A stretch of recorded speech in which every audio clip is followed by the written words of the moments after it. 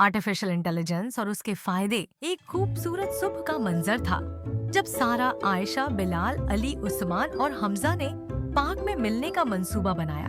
सब अपनी अपनी साइकिलों पर आए और पार्क के बड़े दरख्त के नीचे बैठ गए। सारा ने पूछा, क्या तुम सबने सुना है? मेरे अबू कह रहे थे कि आने वाले दिनों में एआई हमारी जिंदगी को कंप्लीट बदल देगा।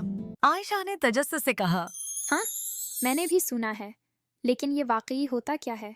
अली ने समझाने की कोशिश की। आर्टिफिशियल इंटेलिजेंस का मतलब है मशीनों को इतना ज़हीन बनाना कि वो इंसानों की तरह सोच सकें और काम कर सकें, जैसे रीबॉट्स, एप्स और कंप्यूटर प्रोग्राम्स। बिलाल ने हैरानी से कहा। मतलब रोबोट इंसानों जैसे बन जाएंगे? क्या वो हमसे बेहतर भी हो सकते हैं?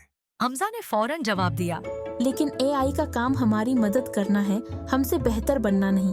जैसे गूगल मैप्स हमें रास्ता दिखाता है, वो भी एआई का हिस्सा है। उस्मान ने एक मजाहिया बात कही। तो क्या रोबोट मेरा होमवर्क भी करेंगे? सब बच्चे हंस पड़े। आयशा ने मुस्कुराते हुए कहा। अगर हो सकता है, लेकिन अगर तुम्हारे सारे काम रोबोट करेंगे तो तुम्हें खुद कुछ सीखने का मौका ही नहीं मिलेगा। सारा ने बात को आगे बढ़ाते हुए कहा।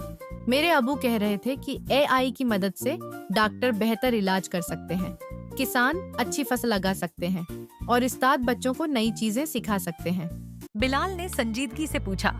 लेकिन अगर एआई सब कुछ करने लगेगा तो क्या इंसानों की जरूरत ही नहीं रहेगी? अली ने जवाब दिया। नहीं, ऐसा नहीं है। इंसान ही एआई बनाते हैं और उन्हें चलाते हैं। एआई सिर्फ एक आला है, असल सोचने का काम हमारा ही है। हमजा ने जोश से कहा।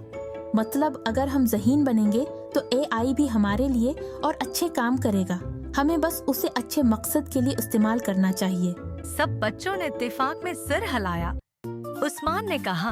तो फिर चलो हम सब मिलकर एआई के बारे में मजीद सीखते हैं और समझने की कोशिश करते हैं। शायद हम भी एक दिन कुछ ऐसा बनाएं जो दुनिया को बेहतर बना सके। सब बच्चे पार्क में बैठे मुस्तकबल के ख्वाब देखने लगे। उस दिन से उन्होंने तय किया कि वो एआई को समझने और सीखने में अपनी पूरी कोशिश करेंगे। सबक, एआई एक कारआमद आला है, लेकिन उसे सही तरीके से इस्तेमाल करना और खुद को हमेशा कुछ नया सीखने के लिए तैयार रखना बहुत जरूरी है।